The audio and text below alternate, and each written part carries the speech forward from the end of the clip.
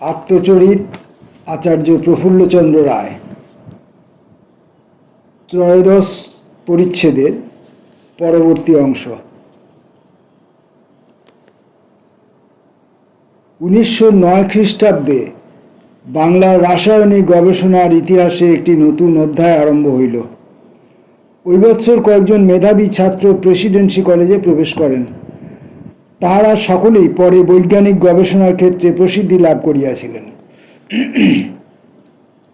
জ্ঞানেন্দ্রচন্দ্র ঘোষ, জ্ঞানেন্দ্রনাথ মুখোপাধ্যায়, মানিকলাল দে, সত্যেন্দ্রনাথ বসু এবং পুলিন বিহারী সরকার আইএসসি ক্লাসে ভর্তি হন। রসিকলাল দত্ত এবং নীলরতন ধর বিএসসি উপাধির জন্য প্রস্তুত হইতেছিলেন। মেঘনাথ সাহ ঢাকা হইতে আইএসসি পরীক্ষায় উত্তীর্ণ হয়ে এই সময় ঘোষ, মুখোপাধ্যায় প্রভৃতির সঙ্গে বিএসসি ক্লাসে যোগদান করেন।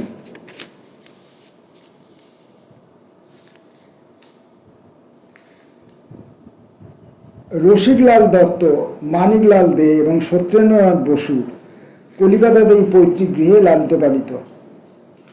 ঘোষ, মুখোপাধ্যায়, সরকার, সাহা এবং ধর মফস্বল হইতে আসিয়াছিলেন এবং প্রেসিডেন্সি কলেজের সংলগ্ন ইডেন হিন্দু হোস্টেলে থাকিতেন।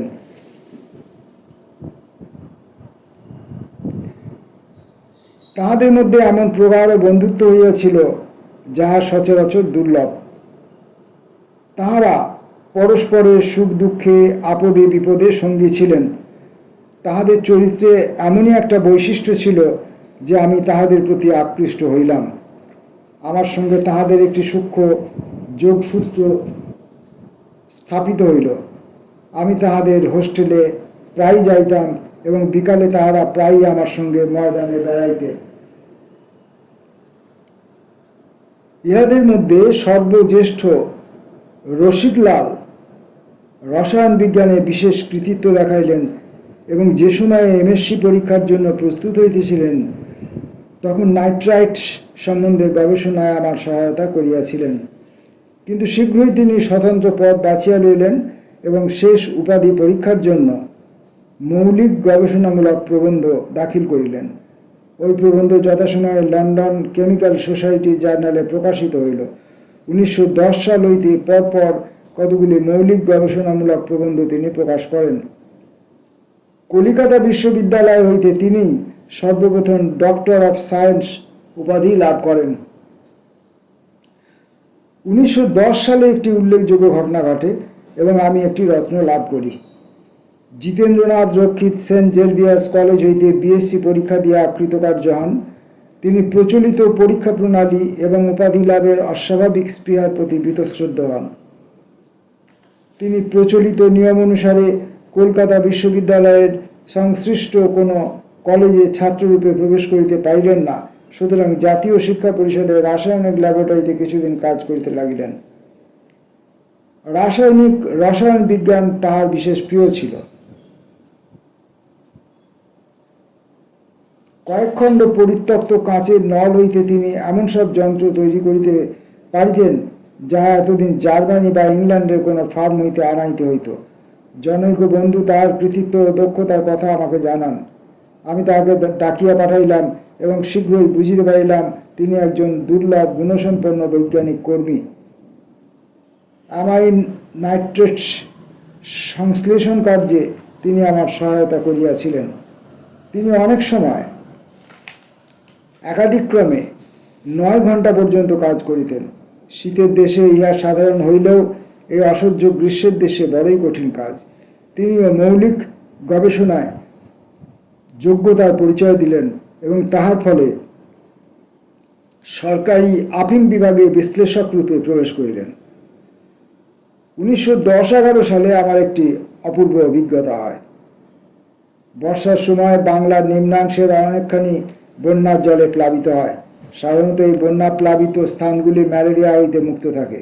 বস্তুত এইরূপ দেখা গিয়াছে যে স্থানে বেশি বন্যার প্লাবন হয় সেই স্থানগুলি ম্যালেরিয়ার আক্রমণ হইতে নিষ্কৃতি পায়। কতগুলি স্থানে বন্যা হয় না, কিন্তু উপযুক্ত জল নিকাশের অভাবে খানা, ডোবা, খাল, পুকুর প্রভৃতির জল রুদ্ধ জমিয়া থাকে।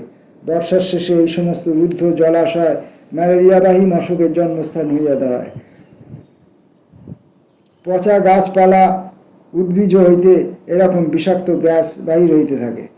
বরাবর আমার একটা নিয়ম এই ছিল যে আমি গ্রীষ্মাবকাশের কতকাংশ আমার স্বগ্রামে কাটাইতাম। ইহার দ্বারা আমি পল্লী জীবনের আনন্দ উপভোগ করিতে পারিতাম এবং গ্রামবাসী ও কৃষকদের সঙ্গেও আমার ঘনিষ্ঠ পরিচয় হইত। ওই বৎসর 1910-11 দৈবক্রমে বর্ষা একটু আগেই হইয়াছিল।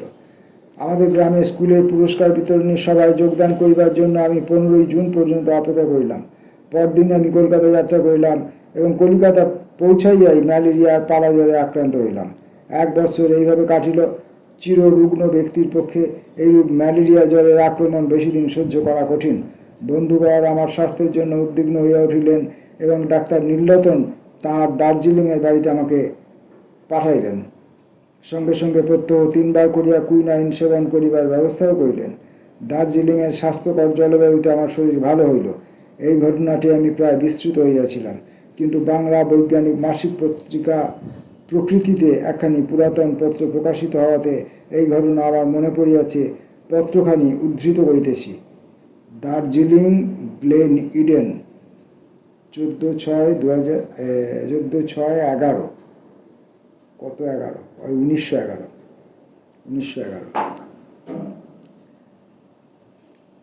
প্রিয় জিতেন, তোমার 12 তারিখের পত্র পাইয়া আনন্দিত হইলাম।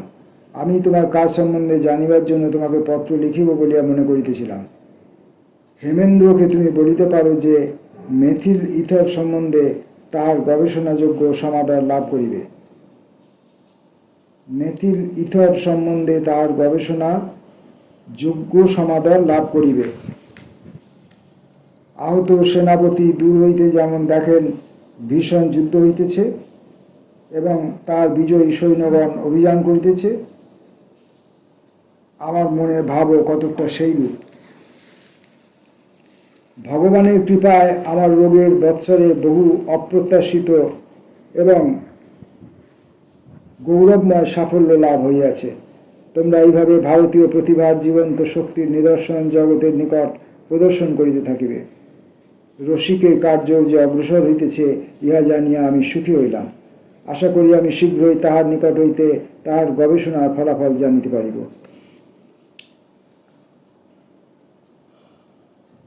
গত শুক্র ও শনিবার আবহাওয়া বেশ রৌদ্রোজ্জ্বল ছিল, কিন্তু তারপর 3 দিন ক্রমাগত বৃষ্টি হইয়াছে। গতকাল হইতে আকাশ আবার পরিষ্কার হইয়াছে। আমি ভালো আছি। ধীরেন্দ্র জার্মানি হইতে আমাকে পত্র লিখিয়াছে। সে পিএইচডি উপাধির জন্য তার মৌলিক প্রবন্ধ দাখিল করিবার অনুমতি পাইয়া আনন্দিত হইয়াছে। কিন্তু আশা করি তুমি হেমেন্দ্র ও রসিক কার্যত প্রমাণ করিতে পারিবে যে এদেশে থাকিয়াও অনুরূপ উচ্চাঙ্গের গবেষণা করা যাইতে পারে। ভবদীয় পিসি Ray. Jitendranath Rakshit, Bengal chemical and pharmaceutical works, 91 upper circular road, Calcutta. আমাকে স্বীকার করিতে হইতে যে এই পত্রে কি লিখিয়াছিলাম তা আমার আদৌ স্মরণ ছিল না। ভারতীয় রসায়ন গোষ্ঠী ধীরে ধীরে কিভাবে গড়িয়া উঠিয়াছে এই পত্র হইতে তাহারও যোগসূত্রের সন্ধান পাইয়াছি। এই সময়ে আর একজন যুবক আমার প্রতি আকৃষ্ট হন। তিনি সিটি কলেজ হইতে বিএ পাশ করেন। রসায়নবিদ্যা তাহার অন্যতম পাঠ্য বিষয় ছিল। উহার প্রতি অনুরাগবশত তিনি প্রেসিডেন্সি কলেজে রসায়ন শাস্ত্রে এমএ পড়িতে লাগিলেন।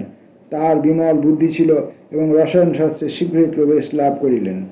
তার আরেকটি যোগ্যতা ছিল যা আমাদের বিজ্ঞানের গ্র্যাজুয়েটদের মধ্যে বড় একটা দেখা যায় না।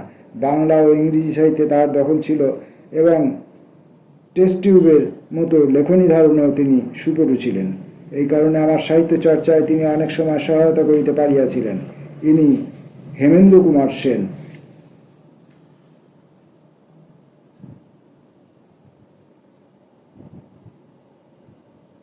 পূর্বোক্ত পদার্থের বিশ্লেষণ করিবার জন্য তিনি নিজে একটি প্রণালী উদ্ভাবন করেন।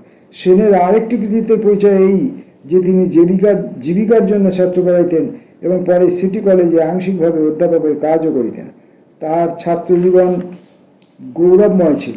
এমএ পরীক্ষায় তিনি প্রথম শ্রেণীতে উত্তীর্ণ হন এবং প্রেমচাঁদ বৃত্তিও পান। ইহার ফলে তিনি লন্ডনের ইম্পিরিয়াল কলেজ অফ সায়েন্স রসায়নশাস্ত্রের অধ্যয়ন সম্পূর্ণ করিবার সুযোগ প্রাপ্ত হন।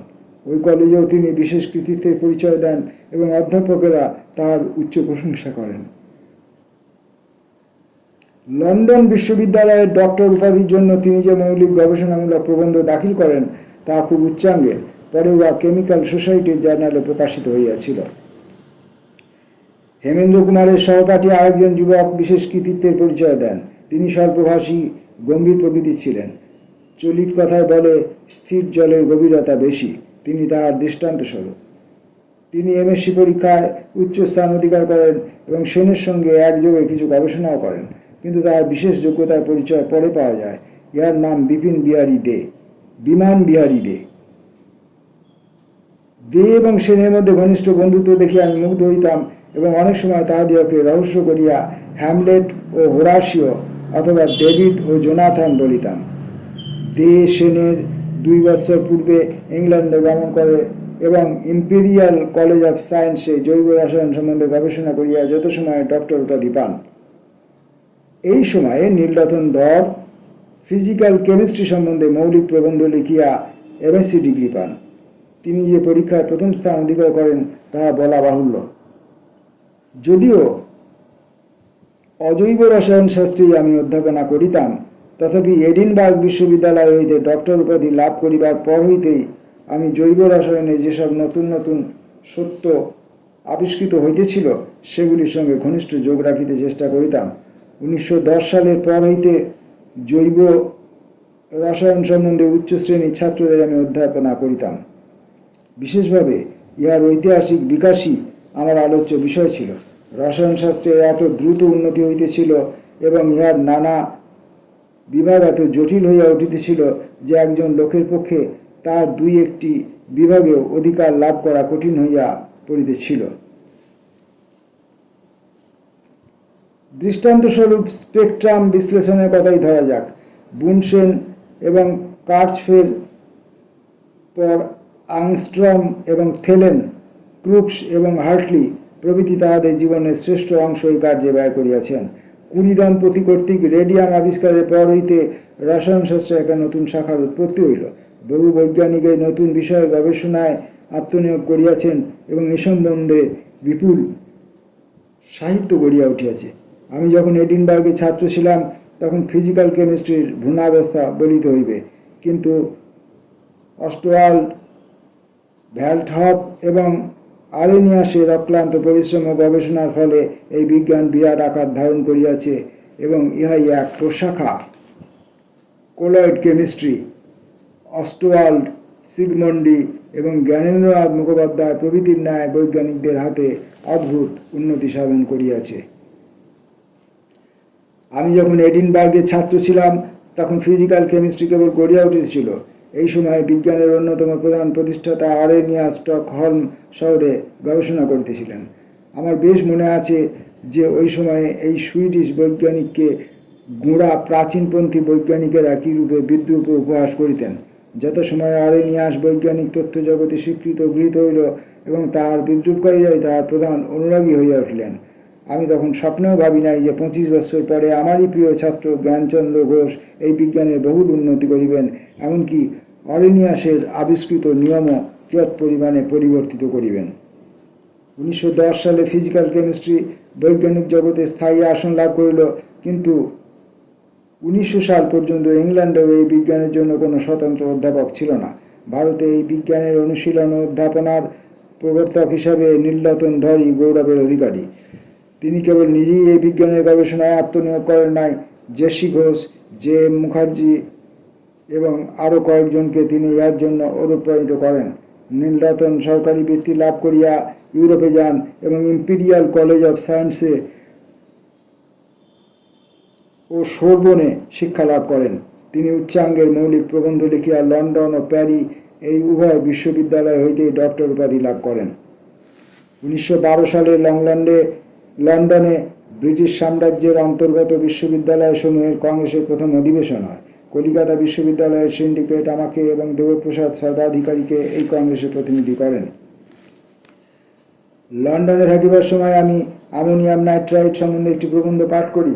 তাহাতে রসায়ন জগতে একটু চাঞ্চল্যের সৃষ্টি হয়। ইংল্যান্ডে আসিবার পূর্বে কলকাতায় থাকিতেই এই বিষয়ে গবেষণা করিয়া আমি সাফল্য লাভ করি। সৌভাগ্যক্রমে নীলরতন ধর আমার সহযোগিতা করেন এবং তিনকড়িতে নামক আরেকটি যুবক আমার সঙ্গে ছিলেন। এই গবেষণায় প্রায় 2 মাস সময় লাগিয়াছিল। কোনো কোনো সময় একাদিক্রমে 10-12 ঘণ্টা পরীক্ষা কার্যে ব্যাপৃত থাকিতে হইত। কিন্তু বিষয়টি এমনই কৌতূহলপ্রদ যে কাজ করিতে করিতে আমাদের সময়ের জ্ঞান থাকিত না। প্রত্যহ পরীক্ষা কার্যের পর নীলরতন ধর যখন ফলাফল হিসাব করিতেন তখন আমি অধীর আনন্দে প্রতীক্ষা করিতাম। লন্ডনে আমি কেমিক্যাল সোসাইটির সভায় এই প্রবন্ধ পাঠ করি। সভায় বহু সদস্য উপস্থিত ছিলেন। প্রবন্ধটি রাসায়নিকদের মধ্যে চাঞ্চল্যের সৃষ্টি করিয়াছিল। স্যার উইলিয়াম র্যামজে আমাকে আনন্দে অভিনন্দিত করেন। ডক্টর ভেলি তার বক্তৃতায় উচ্চ প্রশংসা করেন। ডক্টর VH ভেলি অধ্যাপক রায়কে সাদর অভ্যর্থনা করিয়া বলেন, তিনি সেই আর্য জাতির খ্যাতনামা প্রতিনিধি যে জাতি সভ্যতার উচ্চস্তরে আরোহণ করত এমন এক যুগে বহু রাসায়নিক সত্যের আবিষ্কার করিয়াছিলেন যখন এদেশ অজ্ঞতার অন্ধকারে নিমজ্জিত ছিল। অধ্যাপক রায় অ্যামোনিয়াম নাইট্রাইট সম্বন্ধে যে সত্য প্রমাণ করিয়াছেন তা প্রচলিত মতবাদের বিরোধী। উপসংহারে ডক্টর ভেলি রায় এবং তার ছাত্রগণকে অ্যামোনিয়াম নাইট্রাইট সম্বন্ধে মূল্যবান গবেষণার জন্য ভূয়সী প্রশংসা করেন। সভাপতিও ডক্টর ভেলির উক্তি সমর্থন করিয়া ডক্টর রায় এবং তার ছাত্রগণকে অভিনন্দন জ্ঞাপন করেন। The chemist and druggist. এই সময়ে রস্কোর বয়স 80 বৎসর হইয়াছিল। তিনি কোনো সভা সমিতিতে যাইতেন না, কিন্তু তিনি যখন এই গবেষণার ফ্রন্ট খুলিলেন তখন বলিলেন, বেশ হইয়াছে। বিশ্ববিদ্যালয়ের কংগ্রেস লর্ড রোজবেরি কর্তৃক উদ্বোধিত হয় এবং স্যার জোসেফ টমসন প্রথম দিনের আলোচনা আরম্ভ করেন। কয়েকজন প্রসিদ্ধ বক্তা তারপর আলোচনায় যোগদান করেন। সর্বাধিকারী আমার পার্শ্বে বসিয়াছিলেন। তিনি আমাকে আমাদের বিশ্ববিদ্যালয়ের পক্ষ হইতে কিছু বলিবার জন্য অনুরোধ করিতে লাগিলেন। আমি ইতস্তত করিতে লাগিলাম এবং বলিলাম যে বৃহৎ সভায় বক্তৃতা করিতে উঠিলে আমি সংকুচিত হইয়া পড়ি। তার সর্বাধিকারীর বাগ্মিতা আছে, সুতরাং তিনি বক্তৃতা দিবার ভার গ্রহণ করুন, আমি নীরব হইয়াই থাকিব। সর্বাধিকারী অটল সংকল্প। তিনি বলিলেন যে আলোচ্য বিষয়ে বক্তৃতা করিবার যোগ্যতা আমারই আছে এবং আমার সম্মতির অপেক্ষা না করিয়াই তিনি এক টুকরা কাগজে আমার নাম লিখিয়া সভাপতির নিকট দিলেন। আমাকে বক্তৃতা করিতে আহ্বান করা হইলে আমি সভাপতির আদেশ পালন করিতে বাধ্য হইলাম এবং যথাসাধ্য বক্তৃতা করিলাম।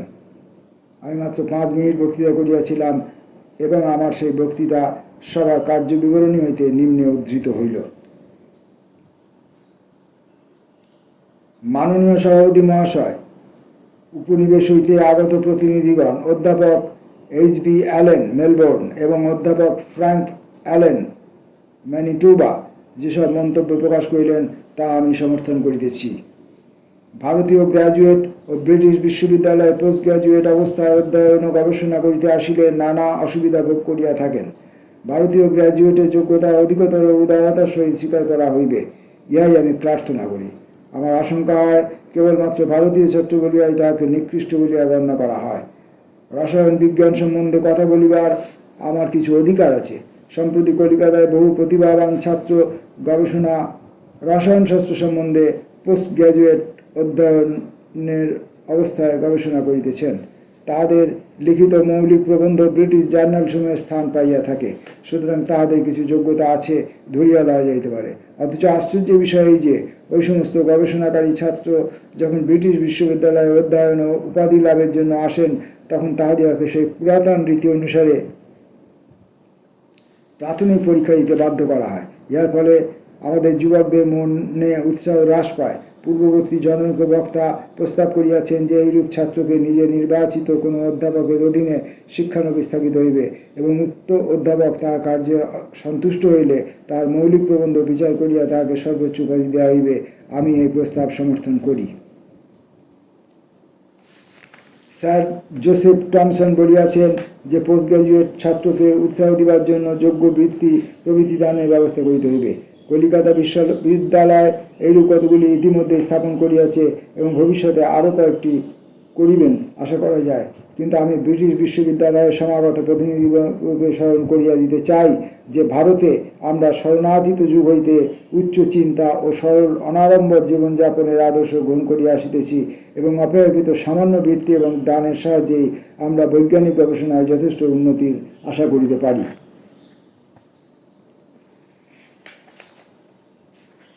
মাননীয় সভাপতি মহাশয়, ব্রিটিশ বিশ্ববিদ্যালয়সমূহে যেরূপ শিক্ষা দেওয়া হয়, আমাদের বিশ্ববিদ্যালয়ে প্রদত্ত শিক্ষা সেইরূপ উচ্চ শ্রেণীর, একথা আমি বলিতে চাই না। বস্তুত আমরা আপনাদের নিকট অনেক বিষয় শিখিতে পারি, কিন্তু যথেষ্ট ত্রুটি বিচ্যুতি ও অভাব সত্ত্বেও ভারতের বিশ্ববিদ্যালয়সমূহ এমন অনেক লোককে গড়িয়া তুলিয়াছে যাহারা দেশের গৌরব ও অলঙ্কার স্বরূপ।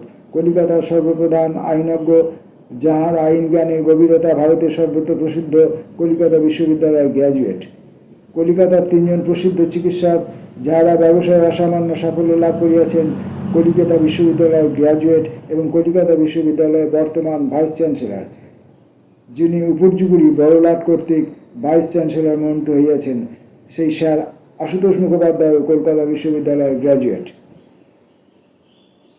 মাননীয় সভাপতি মহাশয়, আমি আসন গ্রহণ করিবার পূর্বে পুনর্বার আমাদের দেশের কলেজসমূহে যে শিক্ষা দেওয়া হয়, আপনাদিগকে তার অধিকতর সমাদর করিতে অনুরোধ করিতেছি। আমার সংক্ষিপ্ত বক্তৃতায় সুফল হইয়াছিল মনে হয়। অধিবেশন শেষ হইলে master of Trinity doctor Butler Sarbadhikari ও আমার সঙ্গে পরিচয় করিলেন এবং বলিলেন, কেমব্রিজ বিশ্ববিদ্যালয় পরিদর্শন করিবার সময় আমরা যেন তাহার অতিথি হই। আমি প্রথমেই এই ব্রিটিশ বিশ্ববিদ্যালয় দেখিতে গেলাম। সর্বাধিকারী আমার একদিন পূর্বে গিয়াছিলেন। আমি কেমব্রিজে পৌঁছিলে সর্বাধিকারীকে সঙ্গে করিয়া মাস্টার অফ ট্রিনিটি স্টেশনে আসিলেন এবং আমাকে গাড়িতে করিয়া তাহার বাড়িতে লইয়া গেলেন। কিছু জলযোগের পর তিনি আমাদিগকে ট্রিনিটি কলেজের একটি ছোট ঘরে লইয়া গেলেন। ঘরটি একটি ছোটোখাটো মিউজিয়ামের মতো। বহু প্রাচীন মূল্যবান নিদর্শন সেখানে রক্ষিত আছে। আমার যদ্দূর মনে হয়, লালেগ্রোর পাণ্ডুলিপির কয়েক পাতা আমি সেখানে দেখিয়াছি। বিখ্যাত বৈজ্ঞানিক নিউটন যে সমস্ত যন্ত্রপাতি লইয়া জ্যোতিষ ইত্যাদি সম্বন্ধে গবেষণা করিয়াছিলেন, তাহারও একটি মান মন্দির বা গবেষণাগারে রক্ষিত রয়েছে।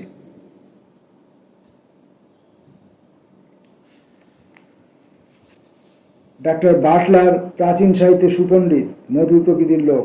তাহাকে দেখিয়া আমাদের দেশের প্রাচীন পণ্ডিতদের কথা আমার মনে পড়িল।